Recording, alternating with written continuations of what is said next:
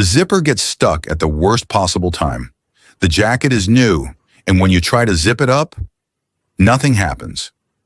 The first thought is to take it to a tailor.